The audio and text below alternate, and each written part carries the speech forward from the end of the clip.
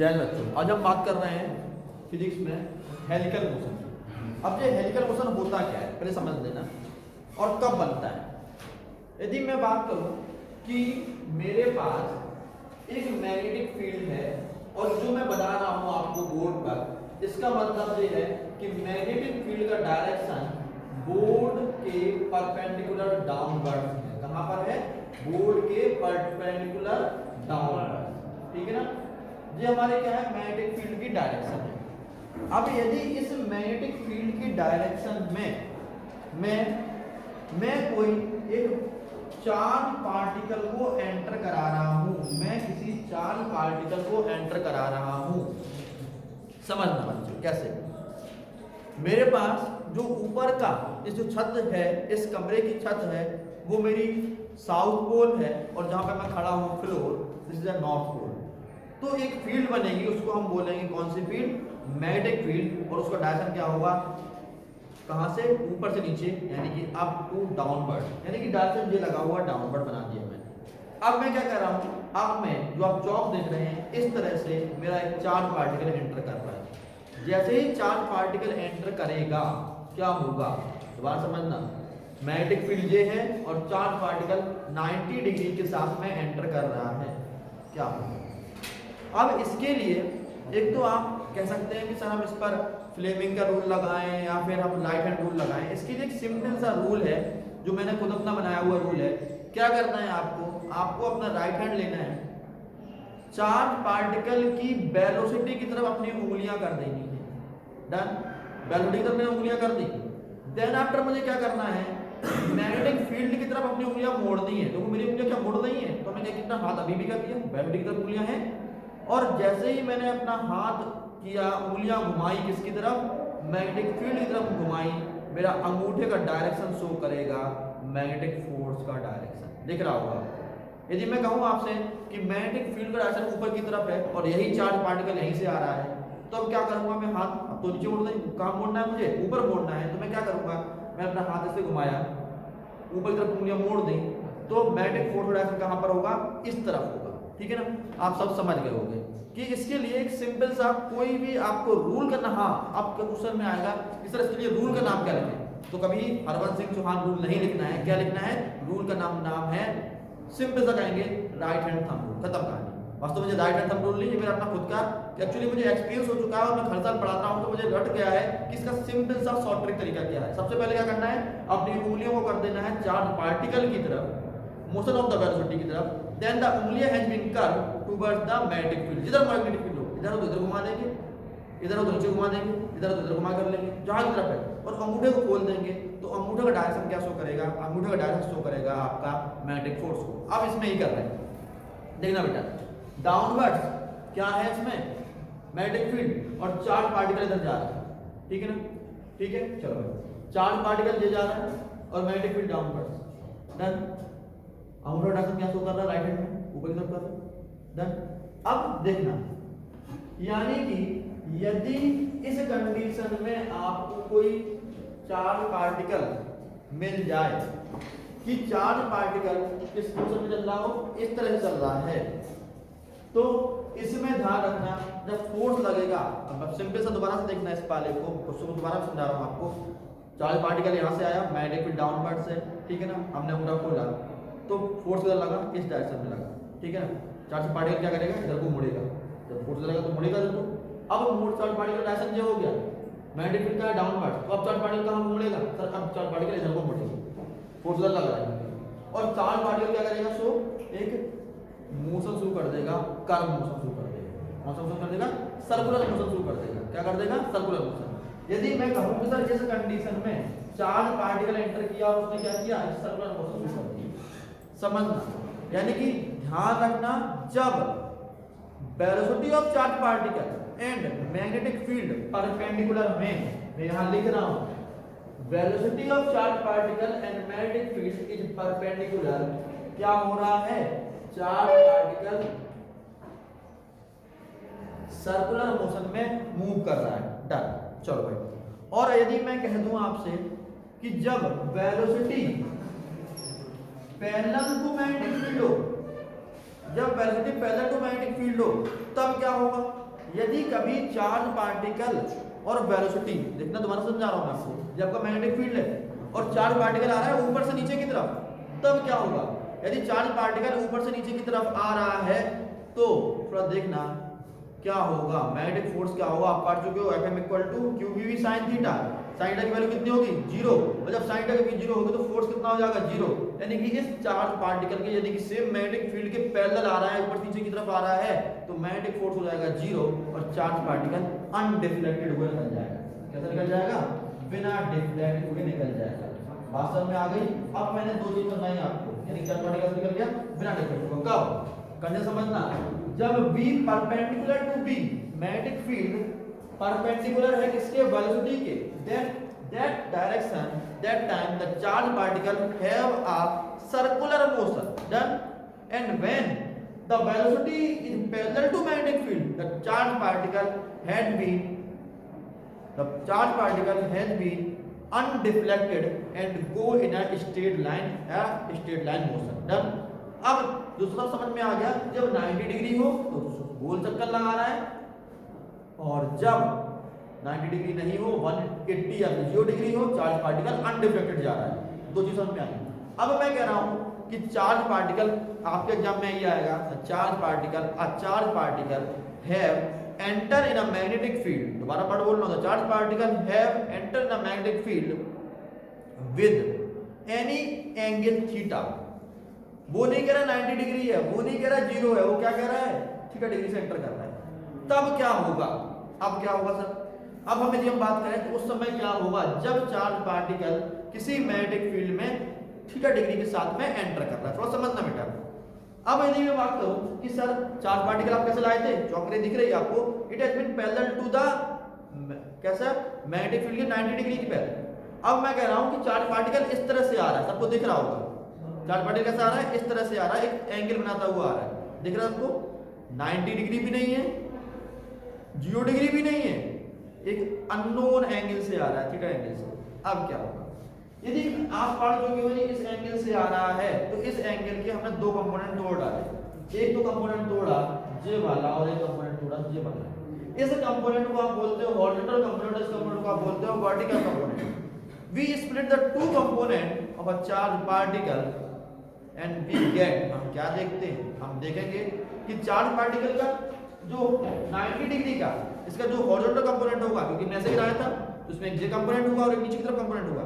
इसका जो horizontal component होगा वो इस चार्ज पार्टिकल को सर्कुलर पाथ में घुमाएगा, बट जो उसका वर्टिकल कंपोनेंट होगा वो चार्ज पार्टिकल क्या करेगा?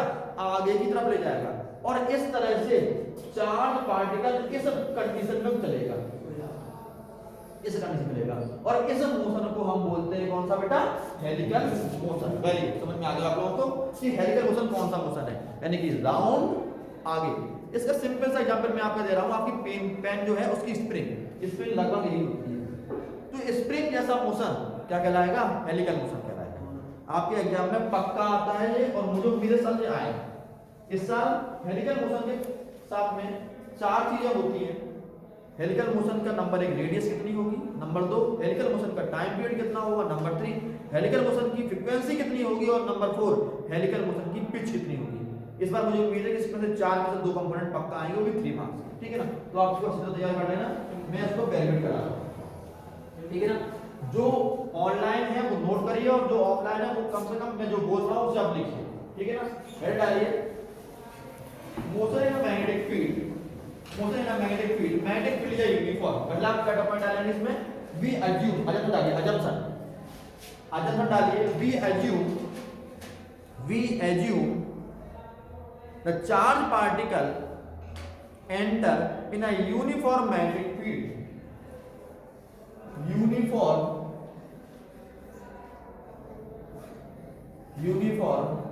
magnetic field। फर्स्ट एग्जांपल आपने डाल दिया, सेकंड एग्जांपल डालिए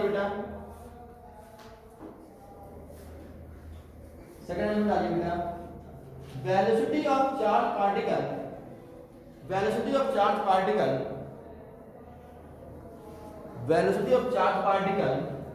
is V, velocity equal to V। Charge particle की वेलोसिटी V है, ठीक है ना। नेक्स्ट पॉइंट लिखिए, the velocity decided the path of particle in uniform magnetic field.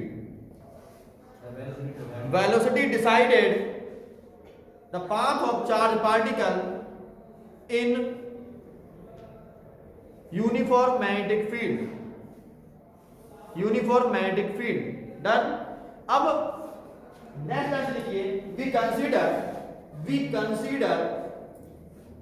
Consider velocity have two component,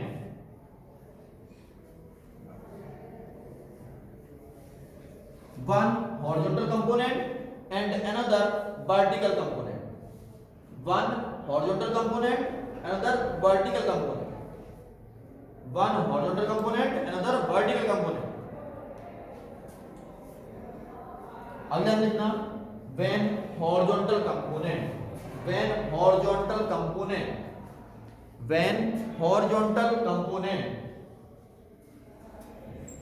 V perpendicular to V, और ये diagram बनाइए जो मैं बना रहा हूं।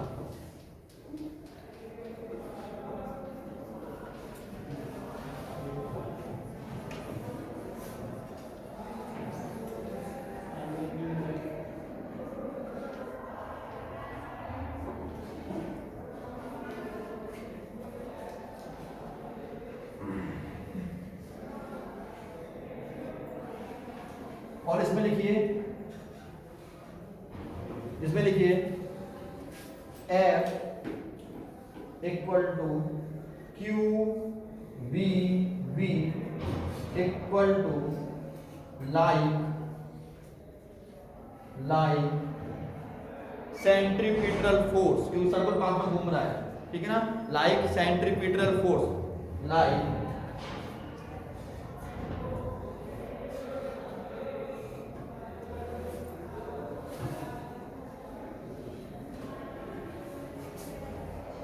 फोर्स, इसमें वैल्यू लिख देता हूं, लाइक सेंट्रीपिटल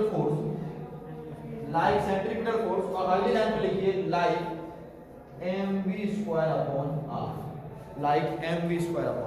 डन। नेक्स्ट लिखिए, कितना डन। नेक्स्ट पॉइंट पर लिख देना, when velocity is parallel to magnetic field, when velocity is parallel to magnetic field, when velocity is parallel to magnetic field, when velocity is parallel to magnetic field, when velocity is parallel to magnetic field, जब velocity magnetic field के parallel है, यानी कि इस condition में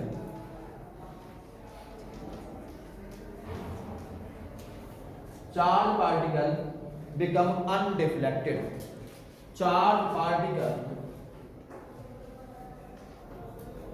become go undeflected, Fm equal to G, done. Next, but किसी भी charge particle में ये दोनों कंपोनेंट एक साथ होते हैं, हॉरिजॉन्टल कंपोनेंट वर्टिकल कंपोनेंट दोनों एक साथ होंगे, तब क्या होगा, क्योंकि आपके एग्जाम में ये आएगा, a particle have a specific angle theta, उसमें नहीं लिखा होगा 90 डिग्री होगा, नहीं लिखा होगा वो 0 डिग्री होगा, ठीक है ना। चलिए, तो क्या होगा, when but when particle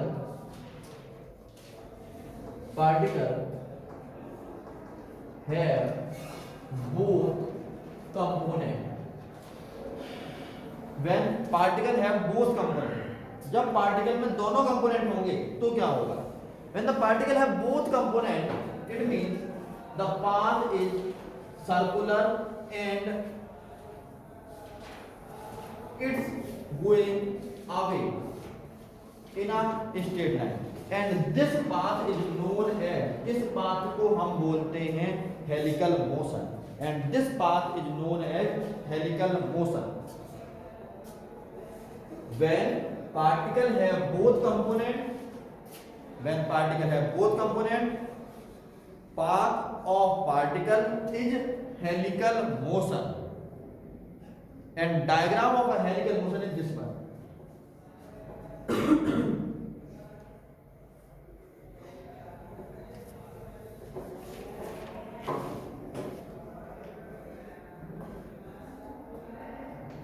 theta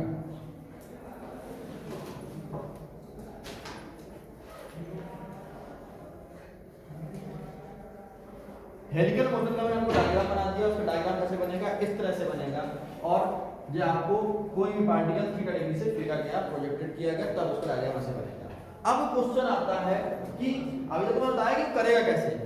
अब आपका क्वेश्चन क्या आता है, क्वेश्चन में आपको यदि आएगा कि पार्टिकल चल रहा है तो कैसा चलेगा, सर हेलिकल मोशन चलेगा। क्यों चलेगा, कि उसका एक कंपोनेंट सर्कुलर पाथ में घुमाएगा, दूसरा पार्टिकल कंपोनेंट उसको स्ट्रेट लाइन में घुमाएगा, इसलिए दोनों कंपोनेंट हो जाएंगे। तो वो क्या करेगा, आगे भी बढ़ेगा और सर्कुलर भी बढ़ेगा। इसलिए मैंने आपको इतना करना है, आपको इतना तो लिखना ही लिखना है। जो आपका अप्रॉक्स 1 मार्क्स का हो गया इतना होगा।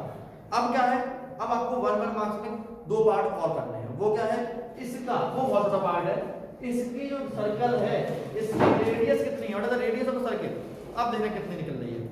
यदि कोई चार्ज पार्टिकल सर्कुलर पाथ में घूम रहा है तो आपको पता है Fm इक्वल टू होता है Q ब्रैकेट में V क्रॉस V। और यदि मैं डिटेल बताऊं तो V sin थीटा। जब एंगल 90 डिग्री है, क्योंकि मैं बोल चुका हूं, क्योंकि जब कब होता है परपेंडिकुलर, खुद देखो जब एंगल 90 डिग्री है तब sin 90 की वैल्यू कितनी होती है 1। तो उस समय Fm कितना हो जाएगा QVV। Fm कितना हो जाएगा QVV। और यदि हम इसकी बात करें तो जो सर्कुलर पाथ दिख रहा है, और सर्कुलर पाथ में क्या होता है, एक सेंट्रीपिटल फोर्स काम करता है। यानी कि हम कह सकते हैं कि इसकी वैल्यू किसके बराबर है, इसकी वैल्यू है mv² अपॉन r के बराबर। इस v से मैंने v कैंसिल आउट कर दिया और यहां से r इक्वल टू कितना हो गया mv अपॉन qv। यानी इसकी रेडियस कितनी होगी, इसकी रेडियस होगी mv अपॉन qv। पहला डेरिवेटिव खत्म। इसका क्या लिखेंगे, रेडियस ऑफ हेलिक्स। क्या लिखेंगे, रेडियस ऑफ हेलिक्स। जब आपका क्या डिराइव कर दिया मैंने, रेडियस ऑफ हेलिक्स। नोट कर लीजिए जल्दी से, this is the radius of helix. Next आपका आता है what is the time period of helix. एक सर्कल का टाइम पीरियड कितना है, कितनी देर में सर्कल कंप्लीट कर रहा है। तो दूसरा है टाइम पीरियड के लिए, ये आपका क्या है, रेडियस के लिए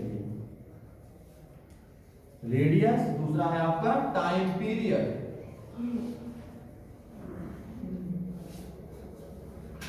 टाइम पीरियड। अब भाई टाइम पीरियड की बात कर लेते हैं। टाइम पीरियड कितना है, चलिए टाइम पीरियड देख लेते हैं। आप पढ़ चुके हो 11th में, v इक्वल टू होता है r omega. v equal to क्या होता है, r ओमेगा।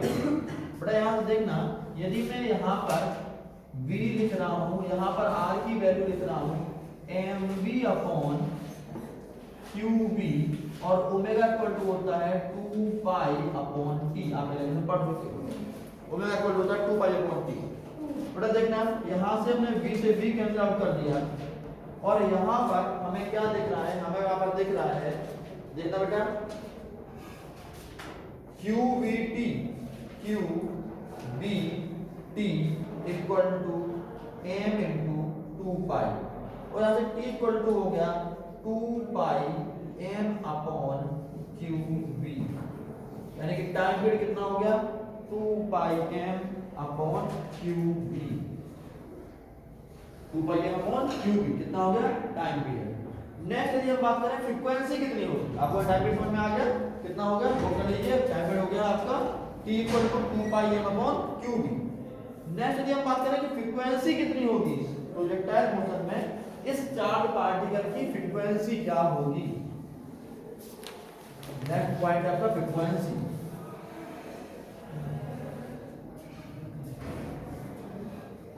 फ्रीक्वेंसी को दिखाते हैं म्यू से, और म्यू होता है 1 अपॉन टी। वैल्यू पुट कर देते हैं 1 upon 2 pi m upon qv।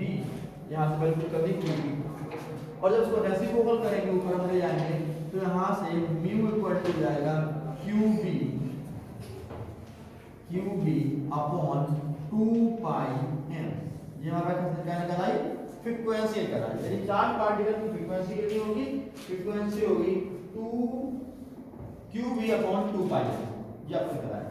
Next आपका आता है पिच किसे बोलते हैं। पहले तो क्वेश्चन ही आता है पिच किसे कहते हैं और पिच की वैल्यू बताइए।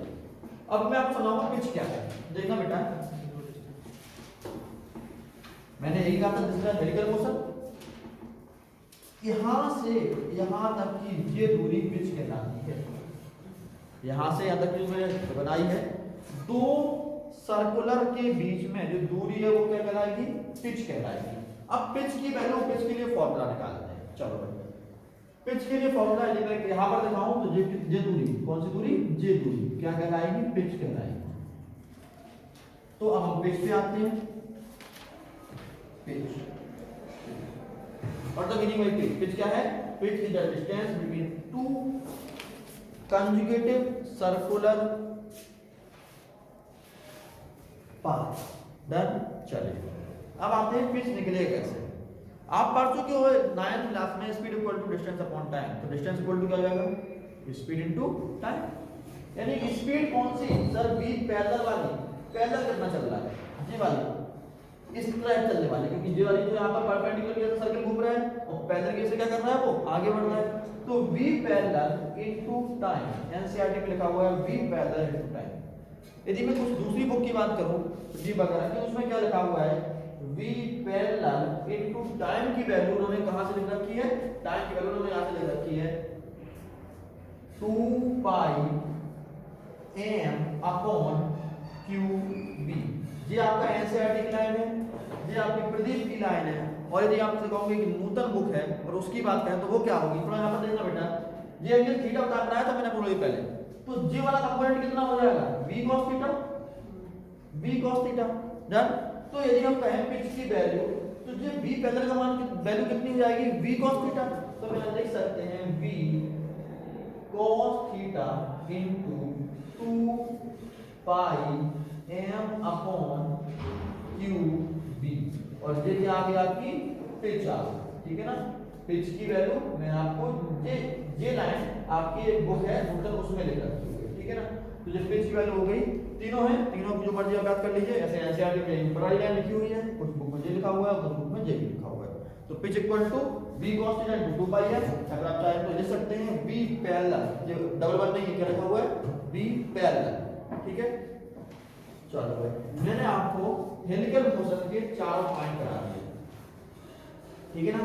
अब आता है एक क्वेश्चन आया था बोर्ड में कि यदि कोई चार्ज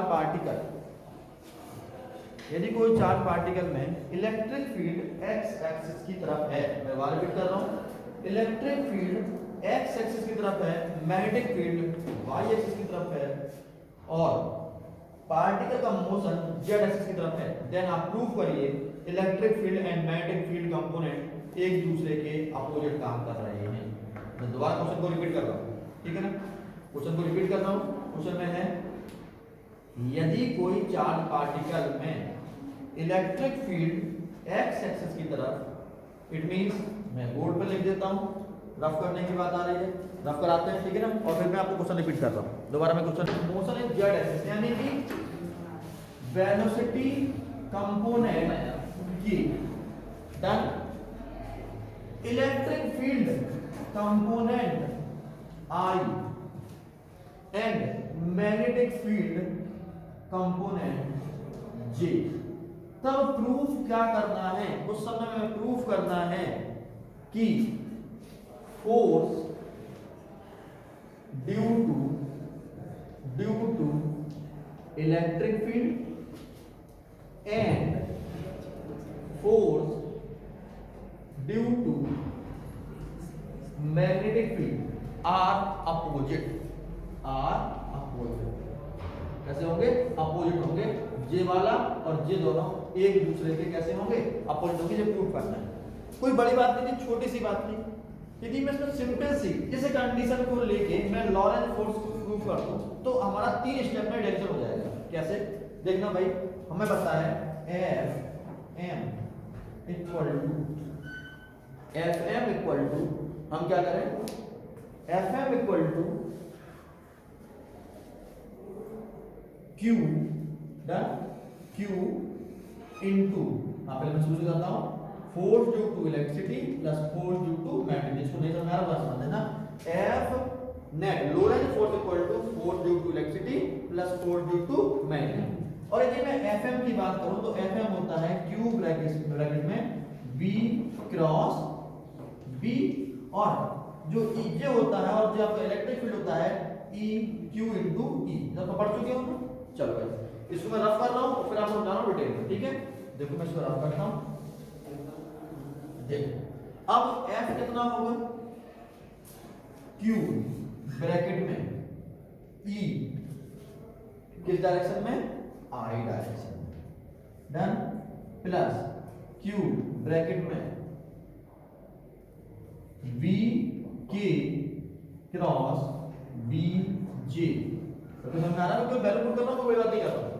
आप थोड़ा देखिए बेटा, के क्रॉस जे इक्वल टू क्या होगा, आई होगा, बट नेगेटिव आई होगा, कैसा होगा, नेगेटिव आई होगा, देखना है कि लाइन से, क्यू ई आई एक्सिस प्लस क्यू ब्रैकेट में बी बी आई के साथ नेगेटिव डायरेक्शन, समझ में आया कि नहीं आया, इन दोनों का मल्टीपल क्या करके क्या आ जाएगा, आई आएगा, डन। और अगले ही स्टेप पर हम बात करें तो हम क्या देख रहे हैं, एफ नेट इक्वल टू आएगा क्यू ई आई डायरेक्शन माइनस क्यू ब्रैकेट में बी बी आई डायरेक्शन, यानी क्या शो कर रहा है, ये तो प्रूव करना था हमें कि force due to electric field कहां काम कर रहा है, सर ये काम कर रहा है एक्स एक्सिस में, पॉजिटिव एक्सिस तरफ दिख रहा है, आई मतलब positive axis, force due to electric field work on a positive X axis and force due to magnetic field work at a, I लिखा हुआ है लेकिन कहां पर, नेगेटिव एक्सिस, तो दोनों अपोजिट काम कर रहे हैं कि नहीं कर रहे हैं, यानी कि एक काम कर रहा हो पॉजिटिव एक्स एक्सिस में और दूसरा कैसा काम कर रहा होगा, नेगेटिव एक्सिस में। और ये प्रूव करना था force due to electric field अब act opposite in a force due to magnetic field, जब ये कंडीशन हो जाए तो force due to electric field and force due to magnetic field एक दूसरे कैसे काम करेंगे, अपोजिट काम करेंगे। ये छोटा सा डेरिवेशन 3 मार्क्स में बोर्ड में आ चुका है, आप चाहे तो स्क्रीनशॉट लीजिए या फिर डेरिवेशन नोट कर लीजिए, ठीक है। चलो